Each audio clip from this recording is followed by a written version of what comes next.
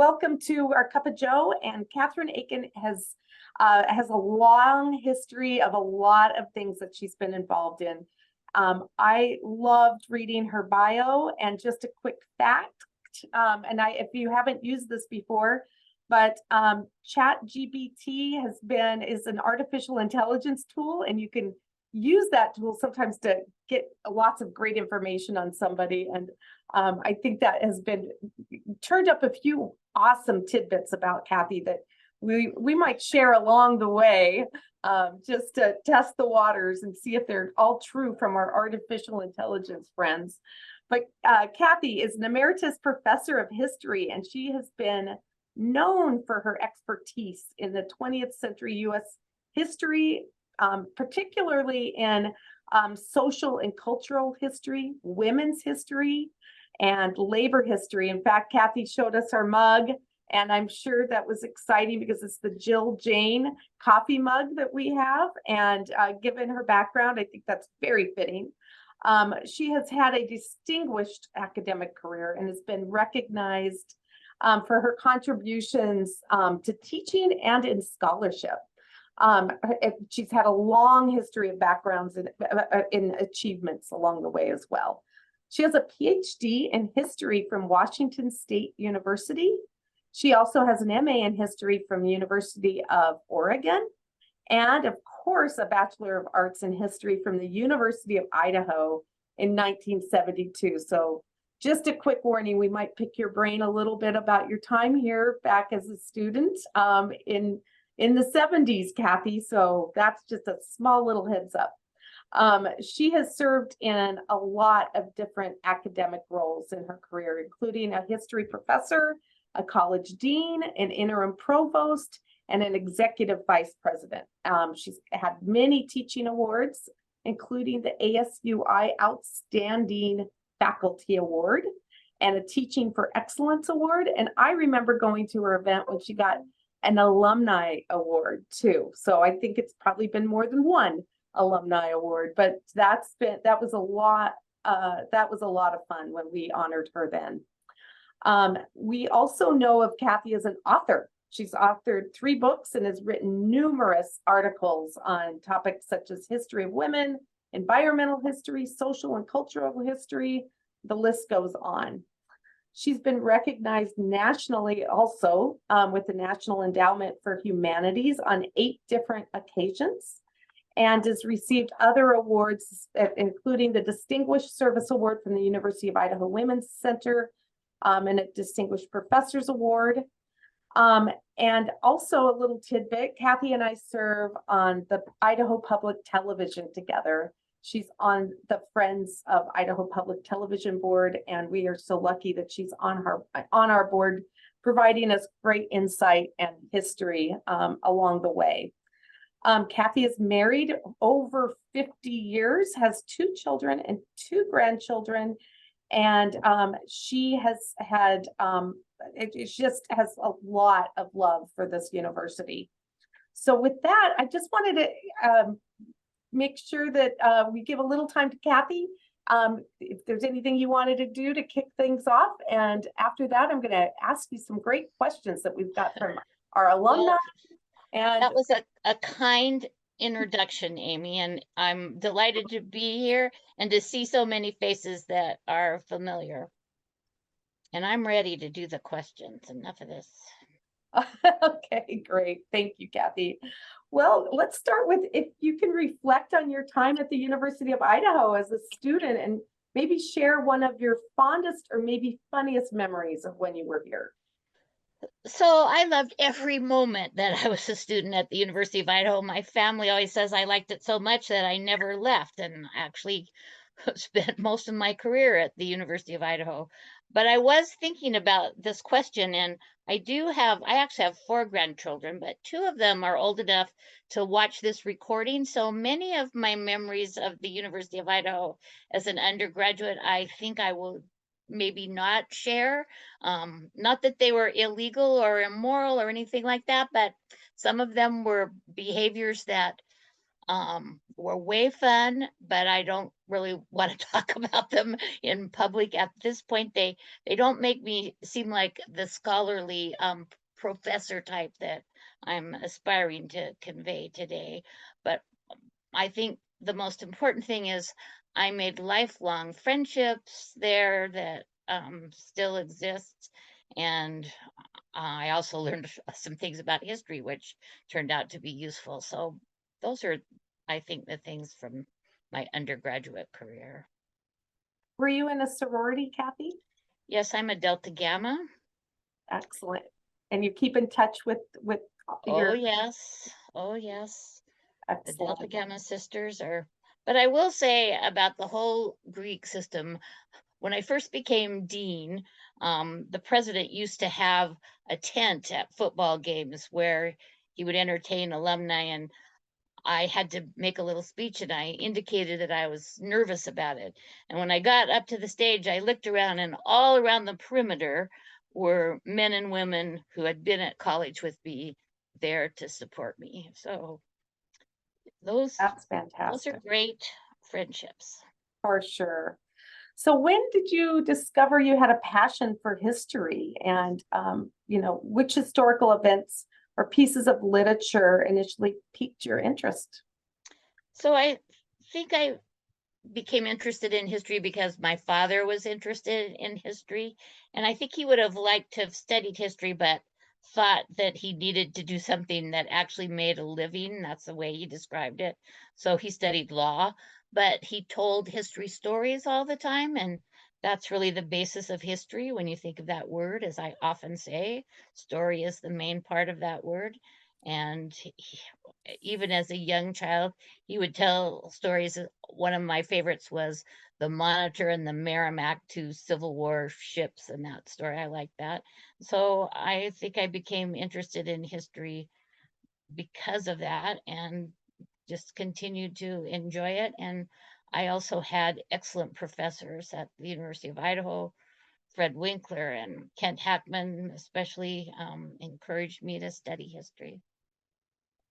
Where did you grow up, Kathy? I grew up in Sunnyside, Washington, a cultural and mecca of central Washington, no doubt. Excellent. And did you have good history courses back then in high school as well that kind of knew Yes, that's where you were going to go? I enjoyed high school history, but I really um, became interested in history at the University of Idaho, I think, because of people there. Excellent. So one of the questions we have also is, how did you come to focus your career efforts on U.S. history with an emphasis in social, cultural, women's, and labor history?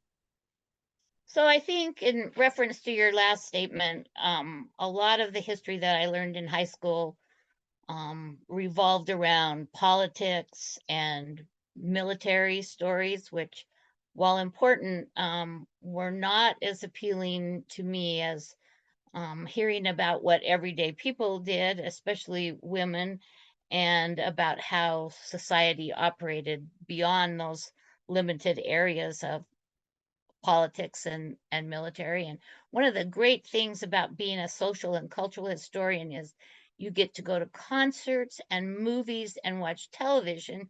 And while you do those things, you get to say, I'm doing research for my career, because that's some of the things that social and cultural historians study. Excellent. What was one of your first projects in history that you took on? Do you recall? Um, Yes, I at the University of Idaho did a lot of English history, and so I wrote some papers about Tudor England when I was at the University of Idaho. That would have been my first sort of projects. Wonderful. So, specific to your areas of focus, what are the most positive trends that you see right now? And maybe what are some of the most negative areas that you see? Well, I think the positive trend is really during my career as a historian, there have been developed a lot of subdisciplines of history that study all kinds of things that we didn't used to study: women, people of color, different ethnic groups, people of different socioeconomic groups, people from places like Idaho and not just from the East Coast, all of those things. And those are all really positive developments. I think on the negative side, there is a tendency for some people to not want historians to tell all of the stories of US history, some of which are not positive. And that's a real problem. And it's kind of like your own personal life. There are things in your personal life that maybe aren't you at your best, but they contribute to who you are. And it's the same with a country. The United States has parts of its history that are not things to be proud of. But the reason I love United States history so much is we always figure it out. Eventually, Americans figure out what the right thing is and get it done. Sometimes it takes us a while, but we eventually get there. And that's why it's such a great subject to study. Excellent. It's been famously stated that journalism is the first rough draft of history. What are your thoughts on the field of journalism today? Does it affect the work that you do? So historians rely on journalists a lot as a primary source. And reading newspapers is one of the things that historians do a lot, or listening to news broadcasts.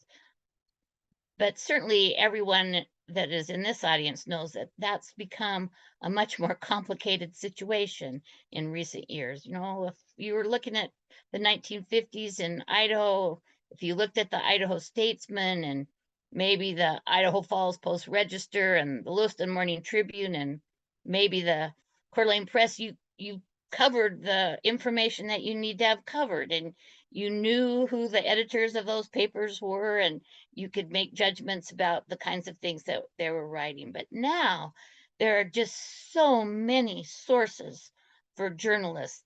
People have their own blogs, or they have their own podcasts, or they have all kinds of ways of distributing information.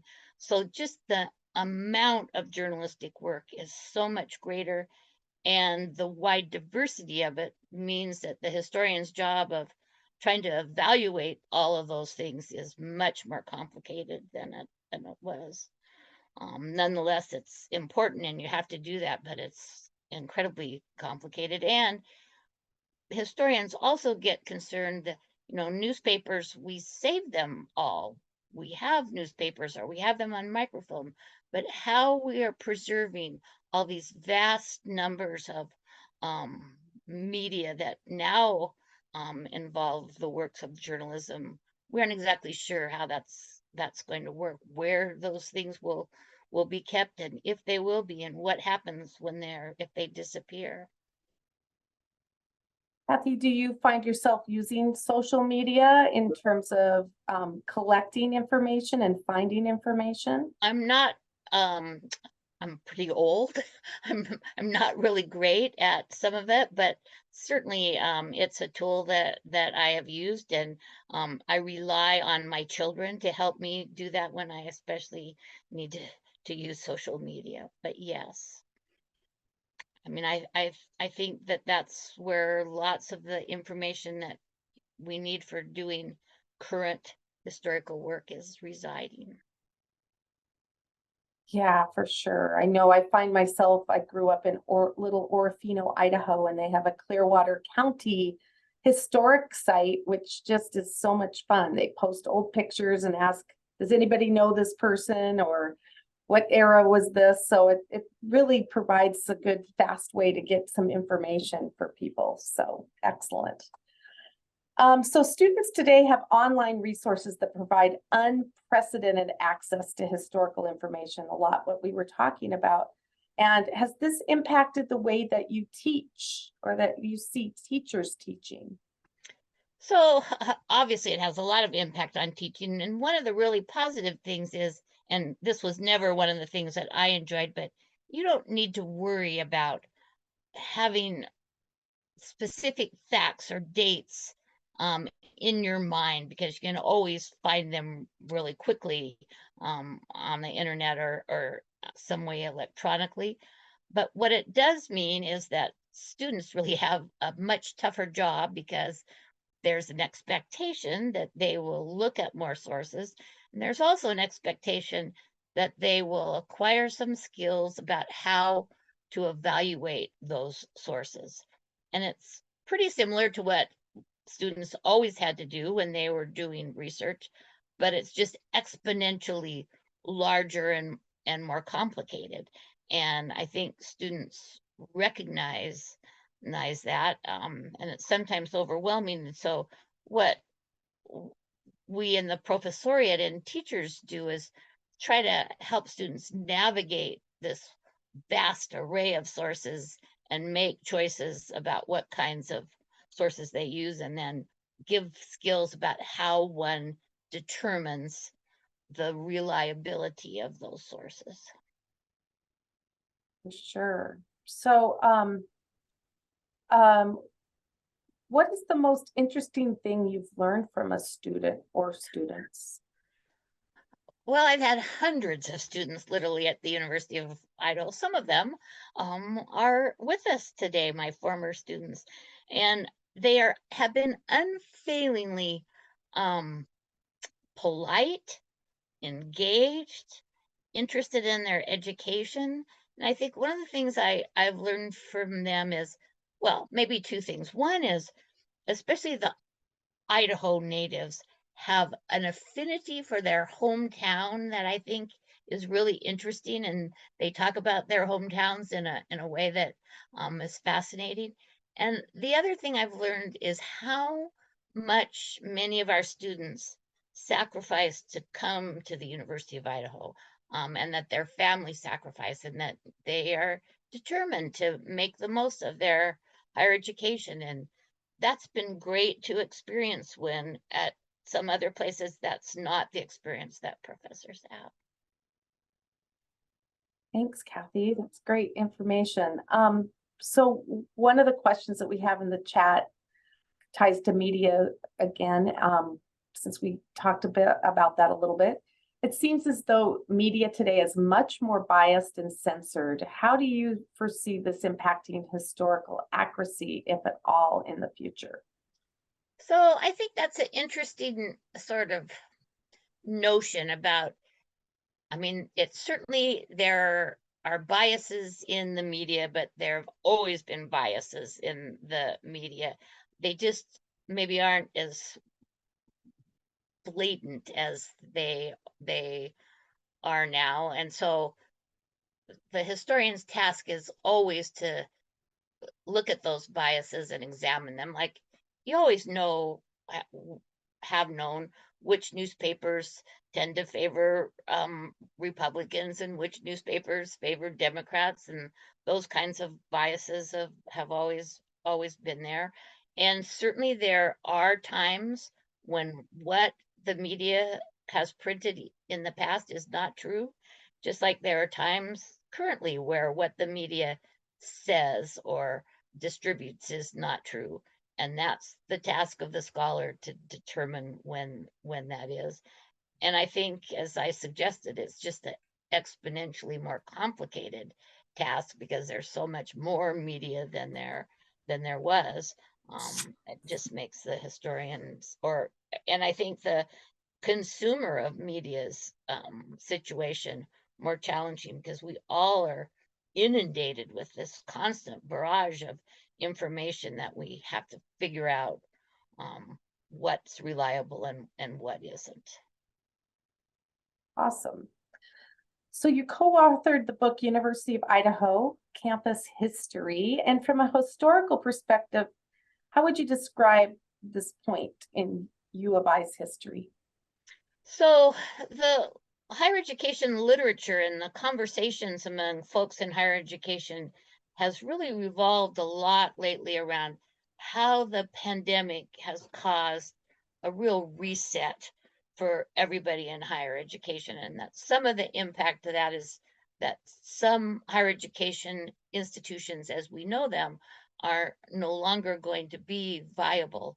And I think, especially under President Green's leadership, the University of Idaho has navigated that reset quite well. And what I would say is that the University of Idaho is looking forward, and being forward looking. First of all, academics sometimes don't like to look forward, and academics don't sometimes like to change, but the University of Idaho seems to be overcoming that. And I think that's all really positive. So I think we should all feel great about where our institution is and what its future looks like. Good. We actually have another question about books. Could you talk about a couple of the other books that you have written, and which one was your favorite writing? And also, what are you reading now is another question. So some of my colleagues say that I was not focused as a scholar. I prefer to think that I have eclectic interests. So I have a book about homes for unwed mothers. I have the University of Idaho book. I have a history of Idaho. And then I have a book about Bunker Hill Mining Company in the Coeur d'Alene Mining District. So when it comes to books, those are eclectic. And in terms of articles, my research goes all the way from Wonder Woman and comic books in history to environmental super fun kinds of issues. So what's my favorite? Um, I like doing the University of Idaho book because it has tons of photographs, and I had an opportunity to look at literally thousands of photographs of the University of Idaho's people and places, and that was a fun thing to do. But I think, I don't know, books are like children. You can't really pick which one is your favorite. What are you reading now, Kathy? I'm reading a book about the 442nd Combat Unit in World War II that was all Japanese Americans, the Go for Broke. Interesting. Are you in any book clubs? No, it's kind of I mean, there are book clubs in Moscow and no one ever invited me to join. Oh dear. Okay, well, we'll have to keep that in mind and make That's sure we okay, though. invite you. Excellent. All right, I have another question on the chat. And so I think this is a pretty interesting question. It's become fashionable in certain circles to question the value of liberal arts and traditional academic disciplines. Do you have any recommendations on how to communicate to others the importance of liberal arts and learning for its own sake? Well, of course, this is a topic that is dear to my heart because I was dean of the liberal arts college, and my own discipline is one of the liberal arts. And I do think that there's a lot of emphasis now on STEM, science, technology, engineering, and mathematics, and on careers and career pathways. And I think all that is important.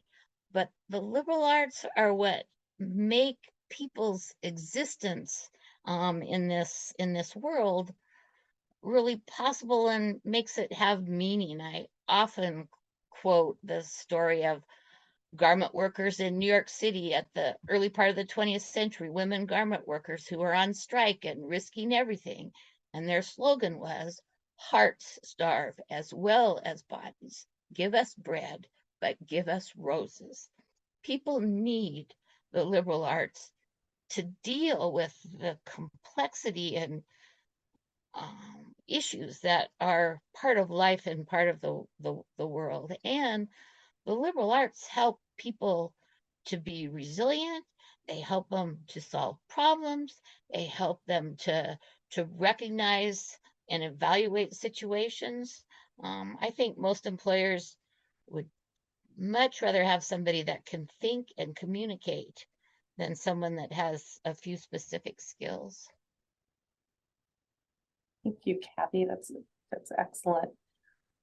So you know Idaho history so well. What is a part of the Idaho history that we do not hear enough about that should be shared more and never forgotten? Well, I always think that most of Idaho history, my students are surprised about, but I was thinking about this issue in light of the current terrible situation in the Middle East, and a couple of parts of Idaho history come to mind. And one, Amy, you're more familiar with than I am, and that's Idaho National Laboratory and its role in using atomic energy for peaceful purposes. We've been talking about Iran and other places trying to develop atomic weapons so they can destroy Israel and that kind of thing. But Idaho really is at the forefront of all kinds of history about using atomic energy for peaceful purposes. And I think that's something that a lot of people forget. And the second, thinking about what's happening in the Middle East involving ethnic groups and religious groups. As most people know, during World War II, the United States took about 120,000 Japanese Americans from the West Coast and incarcerated them in 10 camps further inland. And one of those camps, Hunt, was at Minidoka, where we had 13,000 Japanese Americans incarcerated, people who lost everything to go there. They engaged in agricultural work that saved a lot of crops in Idaho in 1942, and many of them stayed in Idaho. But just that whole process of about 2/3 of them were United States citizens, of rounding those people up and incarcerating them in that camp is something that sometimes we forget, and few in power in Idaho or elsewhere spoke out against that action. And I think it's a good reminder when we look at issues that involve ethnic differences and religious differences that there's never a good time to focus on people and treat them differently because of their ethnic background or religion or race.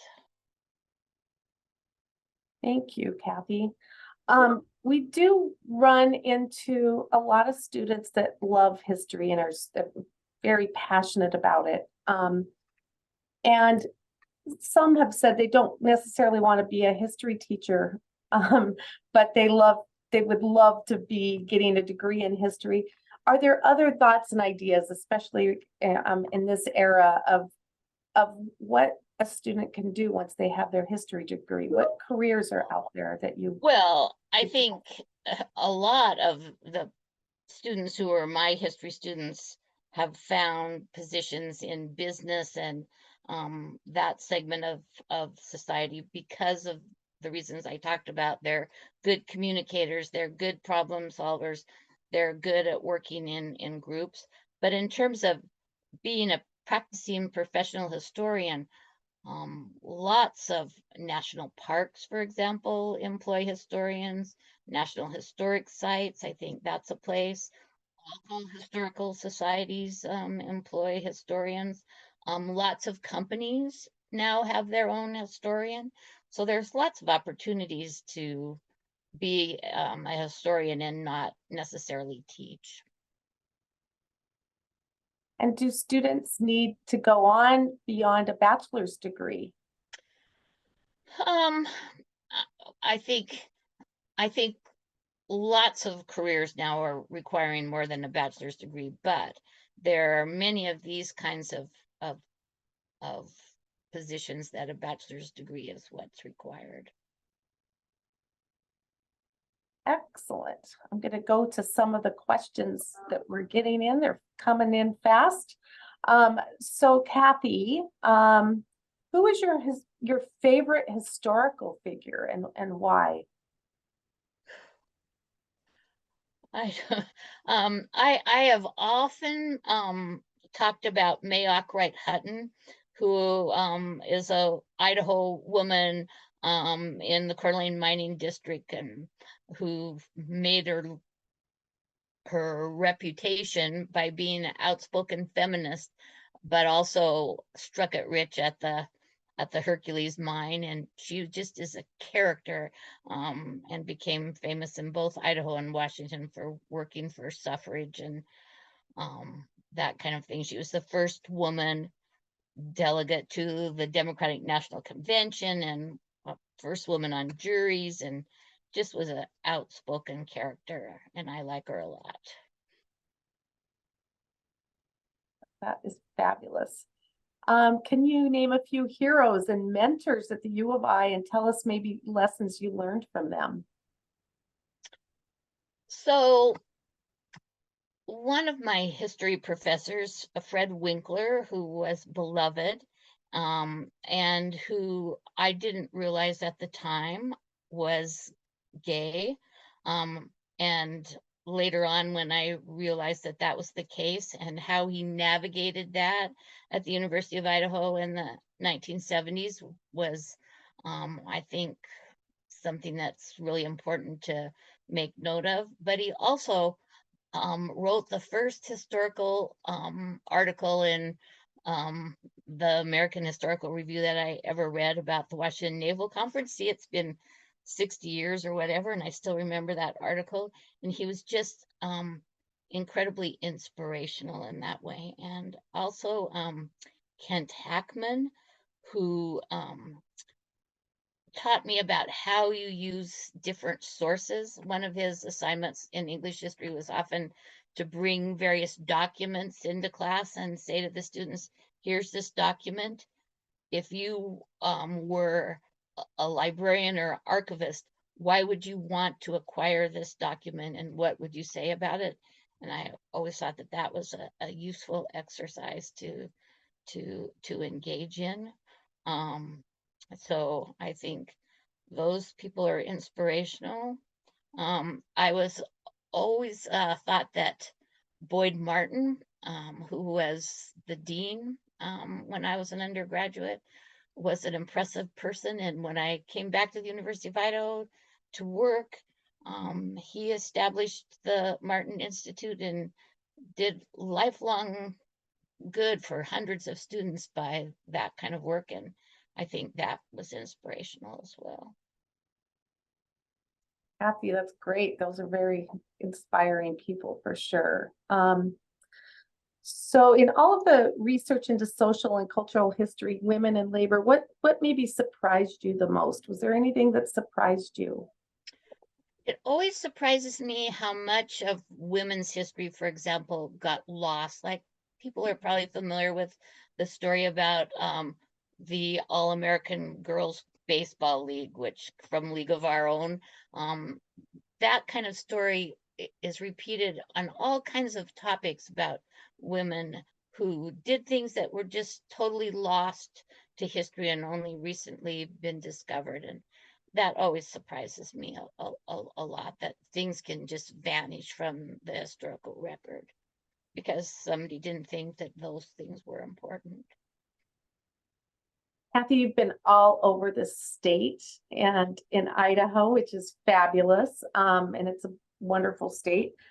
Do you have a couple favorite libraries, since you are always reading, and museums that you suggest to people to make sure if they're wandering the state that they peek into both those Well, places? the University of Idaho Library is the most important library in the state of Idaho. There's no question about that. And its special collections and archives is remarkable. And I spend a lot of time there. I was just there that last week. It's kind of like a second home to me. And so I would certainly say that that's one. The people at the Idaho State Historical Society in Boise do remarkable work and are always helpful to anybody doing any kind of topic. And being in Moscow, the Latah County Historical Society is the best historical society in all of Idaho. I don't think there's any question about that, because of its directors, Mary Reed and Dulcie Kirsten Lark, who now works at our special collections, and Haley Noble now. They do terrific work there. So I have enjoyed that. I was fascinated by Franklin County, which is in the very southern part of Idaho, which the early settlers thought they were still in Utah and paid taxes in Utah until a survey said, oops, you're in the wrong state. So they have very interesting things there as well. And I guess finally, if you've never been to Chesterfield, which is a town in southern Idaho, a former town, it's really a ghost town that's been rebuilt, that was a Church of Jesus Christ of Latter-day Saints town. It's a fascinating place to go. And I guess I would say last, of course, Wallace and Kellogg and the Silver Valley, where I spent a lot of my research time, are places that you wouldn't want to miss. Yeah, definitely. I've been to a couple of those. You received an Idaho Humanities Award. Can you tell us a little bit more about that? What was the award for? And maybe also a little bit about your relationship with Idaho Humanities. So the Idaho Humanities Council is the state-based organization related to the National Endowment to the Humanities, but it doesn't receive any state money. It gets all of its funds from either donations or from the National Endowment for the Humanities. And I love that organization and have worked with it throughout my career because of the things that we've been talking about. It does programs everywhere in Idaho and all of the small communities. It has programs like one of them is called Let's Talk About It, where a scholar comes to a small community and talks about a book that the group has read, which is remarkable. It helps to fund some of Idaho Public Television's American Experience. The Idaho Humanities Council is a remarkable organization in Idaho, where volunteers, help talk about civic engagement and civility in public space, and thinking about history and politics and literature in the broadest sense of that. And so it's an organization that I embrace wholeheartedly. And getting their outstanding award was quite the event. My children and grandchildren came, and everybody behaved themselves, which was remarkable. And it was a terrific experience. And several of my colleagues spoke. And I think that's one of the things that I would want to say about my life at the University of Idaho. I had the most wonderful colleagues there who were smart and knew about their disciplines and were engaged with their students and were always excited about the prospect of sharing their knowledge with their students. And nobody could ask for better people to have shared their career than the folks at the University of Idaho that I shared my career with. For sure. That is fabulous. So this is a little bit maybe on the edgier side, but what are your thoughts on public school banning certain curriculum and history classes?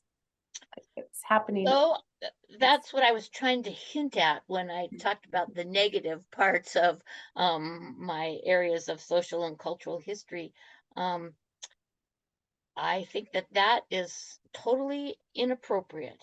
And my hope for my grandchildren and everybody else's children and grandchildren in Idaho and elsewhere is that they are able to read books that they select themselves without some politician telling them what to read, and that people who teach history should feel comfortable teaching all aspects of history and not be worried about recriminations that come from legislation that, in my view, is misguided. It's the notions of academic freedom and academic inquiry are vital to what makes a university a university, and the same is true in public schools. People need to be able to teach freely without thinking somebody is looking over their shoulder, ready to criticize them or perhaps even punishing them for sharing ideas with students. And I don't think students want that. I think students want teachers to be honest as they portray the past and give that information. But students want to have all of the information and then make their own decisions about that information. Thanks, Kathy, for sharing that. On the book theme, we've got a couple people that would love to know who your favorite author is, and if you have a favorite book or two that you would recommend for people that do like history. So I'm not so sure I have a favorite author. Once again, that's just like choosing one of your children. But my former colleague Carlos Schwantes has written several books about Idaho history that I think are good. And if people have just a general interest in Idaho history, Adam Sowards, who was a colleague at the history department, edited a book on Idaho history that I think is cutting edge and demonstrates the new kind of approaches to history, and I would recommend that book. Did you say his last name was Sowards? Sowards, Sowards. And of course, the title of the book is going to escape me at this moment, but it may come to me. We have a couple of people very curious about all these books behind you. Are you, it looks like there's at least 2 walls of books. And are you only a hardcover book reader? No. I have paperbacks. Electronic. I have paperbacks and hardcover books. I do read my Kindle, but a lot of times I much prefer to still hold the actual volume in my hand. Yes. Except when I'm at the beach, and then I do the Kindle. Excellent. This one's a fun question. It says, what piqued your interest in Wonder Woman as a research subject? Well, so tell us about that. Our son, Christopher, was very interested in superheroes. And so I was attempting to engage with him about superheroes. And I then decided that maybe I should think about these from a more historical perspective. And Wonder Woman was actually created by an academic as a way to bring girls into the sort of comic book story. And so I just embraced her as one of the ways of examining history. And I also do a lot with Captain America as an example. All kinds of superheroes are good metaphors for many elements of history, and they're just way fun. So I think you've answered this, but it piqued another question. Of the women whose stories you've studied, whose leadership style inspires you, and what was their impact? So I think women bring a lot to leadership that is different from men. And although I know that maybe isn't always popular, but women, I think, are empathetic, and I appreciate that. And I believe that listening is a key to leadership, and so I often have followed mentors who are good listeners, and some of them have been women. And so at the University of Idaho, for example, Dr. Janine Shreve has been a leader for generations and still is there. And one of the reasons that she's a leader is that she's really good at her discipline, and that she is collegial in terms of supporting others in their work. Yes, she's amazing. Thank you. What is an achievement or area of growth in Moscow and or U of I that you are the most proud of or excited about? Well, I think Moscow, for being a small town, does a really good job of advocating for arts and for music. And I'm very proud of both the theater and music departments at the University of Idaho, which were in the college that I led for a while, because I think they do amazing work that is shared by the whole community. Yeah, there's always something to do, and I'm always enjoying getting to know the people of the community and their events and activities. So I agree there for sure. So do you have a publication or piece of research that you're most proud of?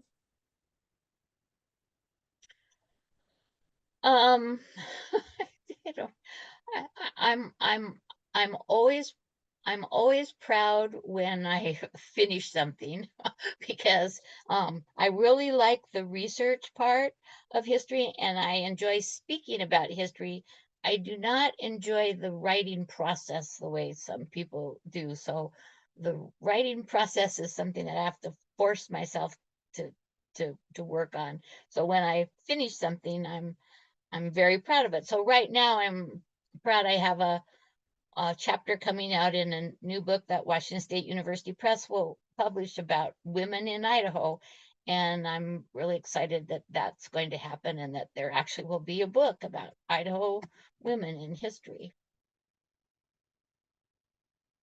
Kathy, when is that book available and do you have a So name for it? it's just gone to press, so it isn't out yet. So I would think sometime next year. It doesn't even have a title yet. They're still fighting about the title.